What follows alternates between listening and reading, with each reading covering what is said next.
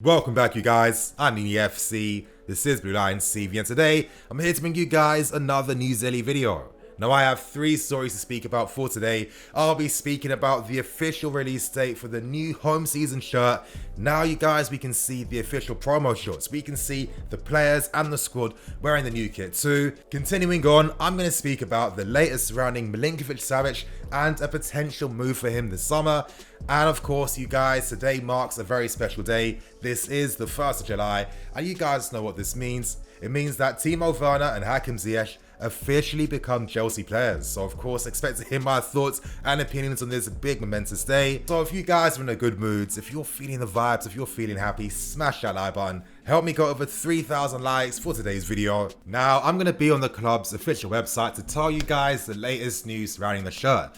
Now, we do know that today, against West Ham at 8:15 PM UK time, we are going to see the team wearing the new home season shirt. Just as I told you guys before, expect us to use the same marketing moves that we used last season when we announced this season's home kit. So again, it's going to be exciting to see what this kit is going to look like in the flesh.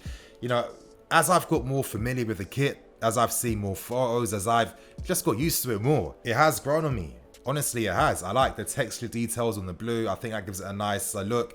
I like the vibe they're going for. You know, like Chelsea in this area, it's like known for being a very classy type of upper middle class, rich type of area. So I guess they're going for that type of feel, you know, that classy minimalism. And I think the kit achieves that by having the dark navy trimmings on the side. I think it looks quite nice. And, you know, I just like the little small details they've added. You know, like I said here, we can see the texture detail a lot better. So that's going to give it a little subtle something.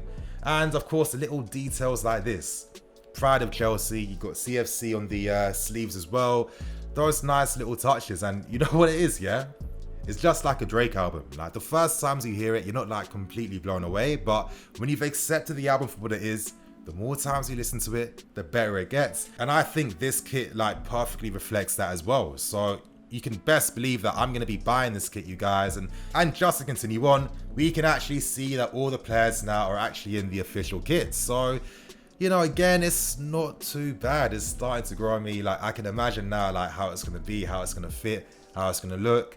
You know, nice to see here. Of course, you can imagine that a lot of these guys obviously won't be here for next season. So I don't think them wearing the new kit does reflect anything. But yeah, I think it's just a very, it has grown on me. It has grown on me. I think it's going to be, yeah, I think it's going to stand out and be its own statement piece by itself. And yeah, you guys, the release date for this kit is going to be out next Thursday, probably around 8 AM or 9 AM. So to get access to my 10% off discount codes, use my affiliate links on that day to get 10% off your order. It's going to be a big day. I'm actually looking forward to buying the kit for myself too. Of course, you can expect to see me rocking it now in videos, so I'm excited to see that too, you guys. Now, some talented editors have actually created mock-ups of this kit.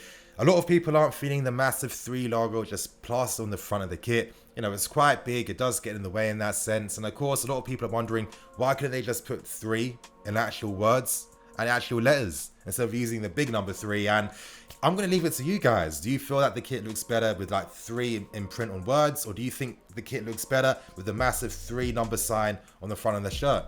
You guys let me know below. We now move on to the second story today, and of course, I need to speak about Ziyech and Werner because the day marks the day they officially become our players, Chelsea players, and now at this point in time, all we're literally doing is waiting for these guys to make their official first words, you know, to actually just become part of the squad and start training too. It's going to be exciting, and of course, you guys expect me to give you updates on their progress on this channel. But yeah, I just want to give my thoughts on these signings. Honestly, I am ecstatic. You know, it's quite funny because before we made the signings with these 2 players, we were being linked with guys like your Dembeles, your Zahars, etc, etc. And, you know, it felt like maybe our window could have gone in a completely different direction if we didn't have that ambition to go for top class players and bring them here. So I think that in that sense, massive credit goes to Frank Lampard and Petr Cech because, you know, they're starting to become that fearsome duo that are able to secure the targets they need. You know, players are responding to their words. You know, they know how to speak to players, and I think maybe that personal touch is giving us the advantage now to secure our first choice targets, because over the years we've really struggled to entice players to come to us and sign. Most times to persuade them we have to offer more money or offer just ridiculous contracts. So now it feels even better, you guys, as it feels like we are signing these guys based on our own merit, based on our own footballing merit, because we haven't spent over the odds, we haven't had to compete like crazy to bring them here. These players decided to commit their futures with us because they saw the vision. They saw how Lampard plays, the style he wants. They saw the environment in which they can grow in as well. And of course, it is a bonus to live in London and to live in this city as well. As Lampard said in yesterday's press conference, he did say that when they do join the team and start training, they aren't necessarily going to follow the same training sessions that the current squad are actually doing. They're going to have to need their own, specialized training. Of course, at times, they are going to train with the team. And if I was to assume, I'd imagine this would be during times where it's like, fitness related, gym related, etc., etc. And alongside that, they'd get their own specialist training when it comes to getting used to the tactics, demands, etc., etc. But yeah, as I keep stressing, it really feels good to sign players that actually wanted to come to us, that were persuaded to sign, that saw the vision, that saw the light, that have that long-term thinking as well. But what I love the most, you guys, is how these two signings perfectly symbolize the direction this club's going in, because now this is like the tangible evidence, the tangible results that yes, this direction that we've all been, like hypothesizing about, thinking about, dreaming about, wondering if we would ever get to those heights, is now a thing, because we have two players who are going to upgrade this team, two players that are going to improve our attack as well, and two players that automatically make us a better team. They tell us that yes, this club is serious when it comes to challenging and going to the top, because you don't make signings like this for no reason. These signings tell us that the club are serious about their ambitions and their ambition to get to the top and make us one of the best teams in Europe. As Chelsea fans, I feel like this is a position that we have to be in. This is a position that we've always had to fight to get in as well. And with the signings of these two players, really just tells us that we are so close to getting back to the top. And honestly, I just can't wait to see them training now. That's what I'm really excited to see. But anyway, credit to Lampard, Petr Cech, Marina, and just everyone as well, you guys. Big day, happy day. Ziyech and Werner are officially Chelsea players. Anyway, you guys, we now move on to the final story today, and that's the latest surrounding Milinkovic-Savic and a potential move to us. Now, this story was first coming out from France, from Le 10 Sport, and to give you guys the backstory, the story states that Paris Saint-Germain have been holding talks the longest when it comes to trying to sign the player and bring him to their club. At this point in time, they've been speaking about a €60 million negotiation plan to try and bring Savic to PSG. However, I guess since that news has come out, interest from other big clubs across Europe have now surfaced, and now they're all showing interest to sign the player. That's clubs like Man City, Man United, Real Madrid, and us as well. And these reports get interesting because they state that we have made contact with Milinkovic-Savic and his reps and his agents. Now, contacts is always like a positive word you want to look out for. It's a positive word that you want to see because even though it doesn't necessarily imply that you're guaranteed to sign the player, this tells you about the type of profile of player we're looking at. This gives you information about replacements for the team as well. And maybe this even tells us even deeper information.